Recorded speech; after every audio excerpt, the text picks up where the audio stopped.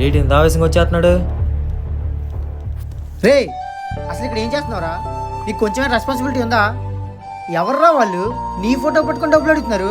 ఒకటా రెండా 3 లక్షలు అప్పు చేయాల్సినంత అవసరం ఏంటి? ఎవరు తీరుస్తారు? నువ్వు తీరుస్తావా? వదలరా, నువ్వెవడవరా నాకు చెప్పడానికి? అవునరా, నేనే తీసుకున్నాను రా, నేనే తీర్చుకుంటాను రా.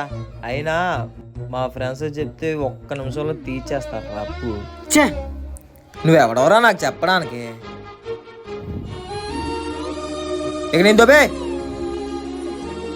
ఛే,